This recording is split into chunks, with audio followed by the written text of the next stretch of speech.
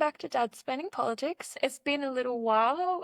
Timetabling has been a little sketchy for a bit. This one has been on holiday having a lovely time in Greece, and I have been toiling away over here having a nice time as well, to be honest, back in Australia. So we're back and ready to start doing, I think, regularly scheduled episodes, going forward. So first we're going to talk about the conference that happened in Bogota in Colombia the other day with an expected 30 countries, but I think it ended up being 28 countries to talk about Palestine. Then we're going to talk about the Epstein Files and everything that's happening there with Congress and Trump, etc. Then we're going to go back to Australia. We're going to talk about Albo's trip to China and everything happening there, diplomacy in action. I think that's what you would say. And then we're going to talk about like the Tasmanian Parliament and also about Ali France. The opening of the Australian Parliament. Yeah, the opening of the Australian Parliament. Tasmanian election, yes. Tasmanian election. Yeah. But great, let's get started. Did you want to lead off with the conference? Sure. So 28 countries have condemned Israel's actions in Palestine, particularly the whole craziness of managing the food aid and then killing all these people lining up for food, etc. It's really gone beyond the pale. And so now 28 countries have said this is unconscionable and totally illegal and they can't stand by it. The declaration's been made. The big question is, what will they do, right? Will they put sanctions on Israel or what will they do? And of course, the US is not abiding by this and staying by Israel. But it's a significant moment because everyone in the world's been horrified by this, and it has to end at some point, this whole thing, but not sure what the conclusion will be. Yeah, I agree. I mean, you say beyond the pale, and I think we both agree that it has been beyond the pale from the beginning. I mean, even before this recent conflict started, Palestinian people have been undergoing a very existential, bizarre, horrific existence really in the occupied Palestinian territories. So, well, I think a few weeks ago we were all thinking it didn't seem like anyone was making any changes, no matter how many protests happened, no matter how many sanctions were threatened, nothing seemed to be changing. The IDF seemed to be heading forward in the same direction that they have been heading. They have started naming the creation of a humanitarian city, which sounds all well and good when you hear the words humanitarian city because they've obviously got someone good in marketing in charge of that. But if you look into the actual reality of the situation, the design of this city is like concentration camps. And it exists in order to concentrate all the Palestinians into one place and, then ethnic cleansing, etc. etc. So yeah, recently obviously we've seen these humanitarian aid centers sponsored by the US and by Israel handing out food, but then there have been shootings of people lining up to get food, children. Most recently, I think there was 52 people killed at an aid center. And, these like horrifying levels of innocent people being murdered, essentially, I would call it murder.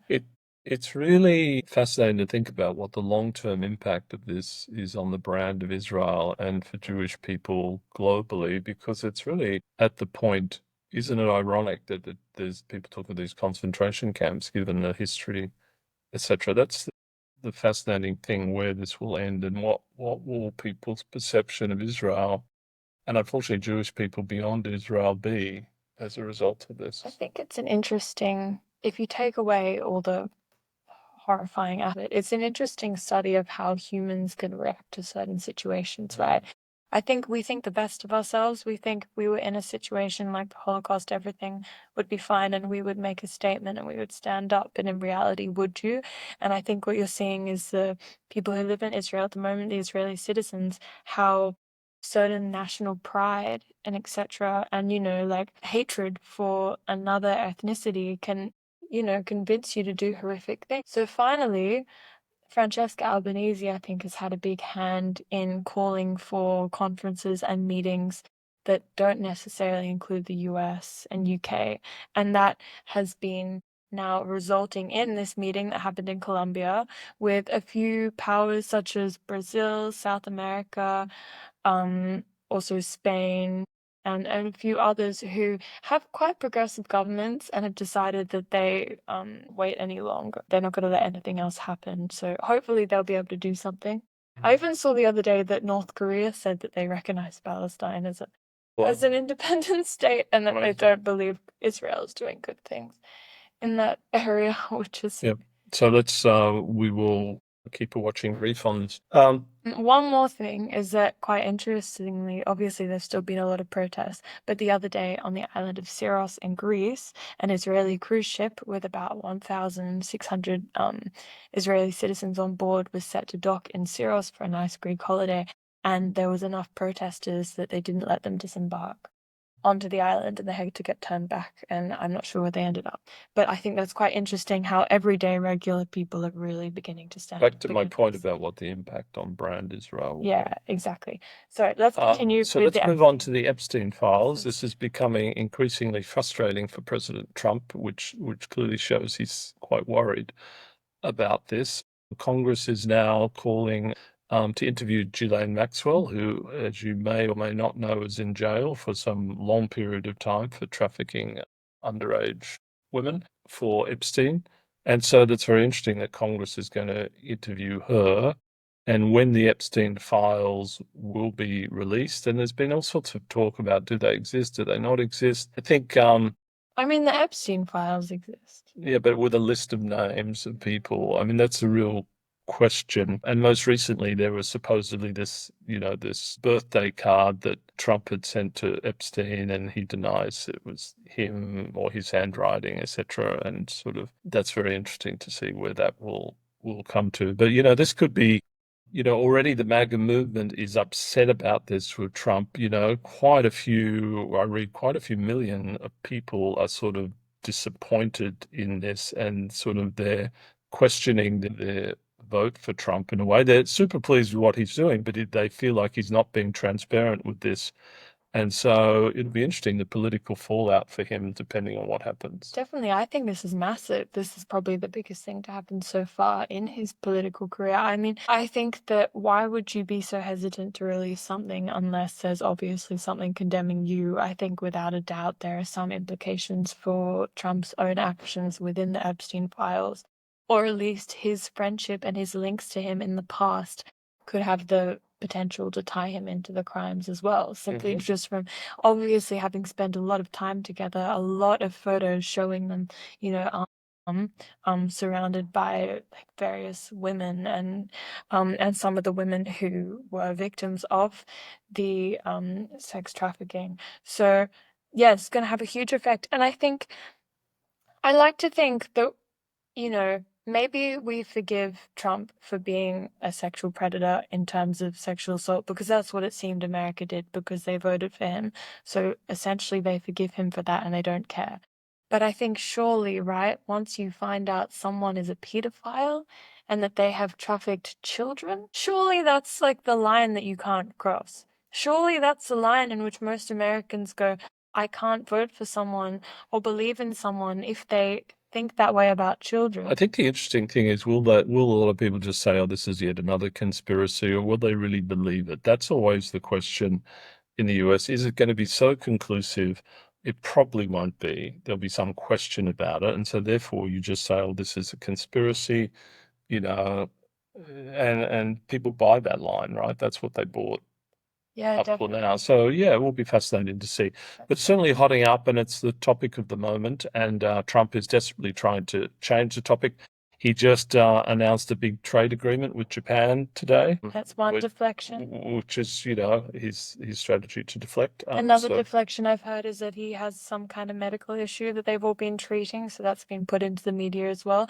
Another deflection is I saw an interview of him being asked about Ghislaine Maxwell, and they were asking, do you know anything about that? He said, no, I know nothing about that. I find it quite fascinating how Even though he's the president of the United States, he gets away with knowing nothing about what his entire government is doing at all times, and everyone kind of pats him on the back. That's his way of avoiding difficulty. But they were asking him about this, and he went, well, I know nothing about that, but Obama? Obama did some illegal things. He did treason, actually. He committed treason. Let's look into that. And it was such an insane jump to such a, like, ridiculously opposite end of the spectrum conversation. But, he got away with it. They started talking about Obama. Potentially in another week or two, we will have moved on from Epstein. That's the process of this stuff. But it'll be interesting whether that happens or not. Another massive update on this whole Epstein Files situation, crisis, I guess you could call it. At least that's what Trump is probably viewing it as, a crisis. Is that Congress has shut down a day early because they've been dealing with the Epstein Files for a while, I think waiting to vote on a particular aspect of it. But in order to avoid dealing with it, they shut down Congress a day early. So they're not going in on Friday. Okay, so they're going in next week, or is it? So I don't know. This has been a new thing that's come out. So they're really trying to avoid it the best they can, but eventually everything will come out. Oh, interesting. But moving on. Good point. So Albo's had a long and very fruitful trip to China. Panda diplomacy, met the pandas, spent time on the Great Wall of China as previous prime ministers did, Malcolm Fraser, I should say, and Gough Whitlam, etc. in the past. And so he was trying to relive some of that history and such. Had some formal meetings and informal meetings with Xi, the president of China, and supposedly his response was they built somewhat of a trusted relationship, and they spoke personally during this lunch about their lives and that sort of thing. And so I think a very successful trip, given where we've been in the past with our relationship with China. And it's so important because it's by far our largest trading partner. Something like 30% of our exports go to China. More than 30%. So it's way bigger than the US. The US is like 12% or something. So it's really important to keep that in mind. And of course, he was very careful with his words because the US is watching this and he's got to make this balancing act on the fence between China and the US in this regard. So it's going to be fascinating over coming months with the whole AUKUS inquiry and what happens there, how he balances that with our relationship with China. Yeah, definitely. I agree. And I think it's probably fascinating for the world to look to Australia and, the decisions we're making on who to trust, China or US. Because obviously, traditionally, we've been a Western power and we've always fallen in line with the UK and the US. But now we're seeing a lot of countries in our region turn to China and begin to have far greater trust for China than the US. I even think we're getting to the point where I'm beginning to look at China as a more trustworthy person than the US, simply because it's clear what their interests are and it's clear what moves they will make. Not that they're doing something that's particularly moral most of the time, but it's slightly more predictable maybe than the erratic decisions of the Trump administration. So I know it was quite interesting with Albo on his trip to China. They're building this new city called the Great City or something, and he was very fascinated by it all because he's a bit of an infrastructure nerd. So I heard that he was inspired by the fact that this city was gonna halve its emissions and halve its like resource use and halve the space it even needs for people to live on, but have the same amount of people as another city. And he wants to bring these ideas back to Australia. Well, it is impressive what China's doing. They're technologically leading the world in some aspects in terms of their building of cities and ports and their robotics and their AI is catching up to the US. Some people would say they're more advanced in some ways. And certainly from an environmental point of view, they're on board with Paris and moving forward with all this, unlike They're the making US. big changes, especially as the world's largest steel manufacturer, right? I think steel manufacturing uses a lot of carbon emissions. So if they make big changes on that, it could make a really big difference to, world's targets. Anyway, people often ask me, it's really interesting. People say, well, what has Labor done? I think one of the big successes of the first term of Labor is stabilizing the relationship with China. And that alone is a huge benefit to the Australian economy because the relationship was toxic before. And you can say, we should talk to them more about human rights, etc. But Albo's right in terms of we've got to have a good relationship, and there's some things we won't agree on, and that's the case. And we'll tell them when we don't agree, but do it respectfully. And Yeah, yeah, definitely. I mean, I think we're getting to the point where we don't have a choice, right? And I'm not sure how much power we have to really hold our ground. And when the two biggest powers are the US and China, and they're both, conducting pretty horrific human rights abuses, it's hard to really pick between the two. It's two bad options. But yeah, we've seen them make a lot of changes in recent years. And I think that, like, Albo and the current Australian government and the past one, they've worked really hard to improve our relationships with the Pacific in yes, general and the rest of Asia as well, in which the liberal governments before that mostly ignored. They only wanted to strengthen our relationships with European countries and other Western leaders. Even that, they messed up a relationship with France for a bit. So, you know, I think that the Labour government has an excellent focus on foreign policy and has really worked hard to achieve the relationships we have. but it's interesting. A lot of people don't give them much credit for it. It's really interesting. People give people more credit for domestic issues than foreign issues typically. Isn't that just because most people don't have enough time to be reading about foreign policy and, the stuff that affects you every day when you go to work is probably going to affect you more than something you just hear on the news once a day. That's true. So, and again, the opposition was saying I was spending too much time in China, having too good a time. It was kind of lame and interesting. So, the other big thing that happened was an election in Tasmania. The Tasmanian Labor Party withdrew support for the government, no confidence in the government. So, an election was called. Liberal Party won the most seats, but not a majority. They need to form a government with others. There's potential that Labor could actually form a government if they combined everyone together. But, Labor went backwards in terms of their primary vote because I think, the public doesn't like to have to go to elections too often.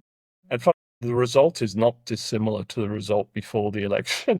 So it fundamentally was a bit of a waste of time. Yeah, for sure. I mean, I guess what else do you do in that situation, though? If the electorate is so divided that parties are getting equal share of the vote, essentially that's what it is. I mean, I just think the Tasmanian Parliament is a little bit freaky. Like they need to get their One act of the big together. issues is this football stadium that they're planning to build to be an AFL stadium.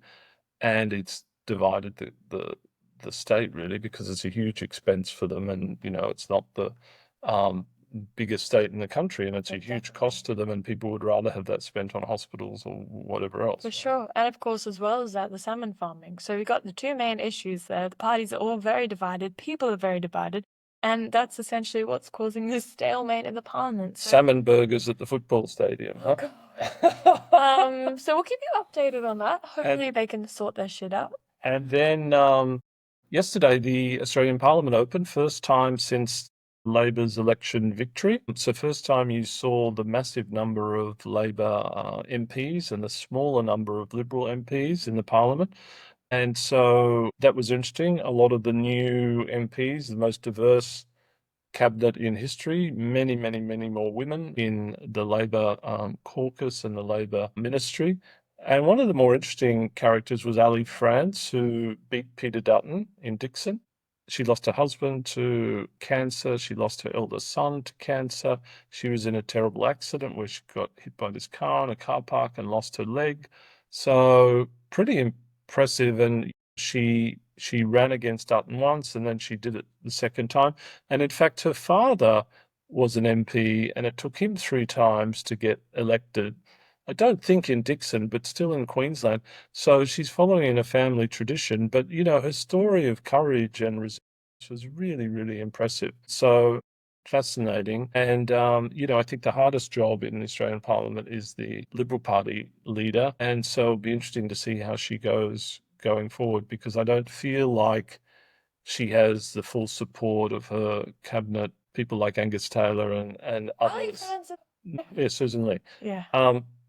And so she's got a tough job. It'll be interesting to see how that all plays out. And I think one of some of the key issues there will be, will they keep to their net zero by 2050, quotas for women in the Liberal Party, etc., etc. So that will be fascinating to see how that plays out. And also how the Greens negotiate. They have the balance of power in the Senate, and they're sort of a diminished party since their leader was not re-elected, etc. And the founder of the Greens has left the party or been dismissed of the party, saying it's become a woke, transgender focused, obsessed party. And, so they've had some damaging challenges or some political challenges themselves. But I think that's what people love them for. Maybe he's leaving the party, but I think that people are still voting for them. As I've said to you before, the electoral system is kind of bizarre because we have the single member system that we do. Even though the Greens got just as many votes as they did last election, they have less parliamentary seats. They actually have the highest number of Senate seats that they've ever had in history, because that is how many votes they got proportionally in comparison to all the other parties, right? But just because they happened to be running against Labour in a lot of seats, and because people had a lot of support for Labour in this election and really wanted them to beat out Peter Dutton, I think that caused them to. But I don't think it's the end of the Greens. No, I don't think. I'm not saying it's the end of the Greens, but Yeah. they are somewhat challenged versus where they were before. So it'll be interesting how compliant they are with Labor, and likewise how Susan Lee's approach to working with Labor, where it makes sense. First test will be the reduction in HEX, 20% reduction for students of their HEX debt, and that sort of thing. And that's the first thing. And then there's minimum wage changes, etc. Yeah, so it'll be interesting to see how that goes. And then the productivity summit coming up, which is the big challenge of the second term. Ooh, the productivity summit. Well, because Australia's lagging in its productivity. Oh God, Big yeah. time. So we'll look forward to doing an episode on that in the future. Thank you guys all so much for joining us. I think that's all for today. Yes, thank you for joining us. Remember to like us and tell your friends, and please, we'd love some questions. Thank you. Bye.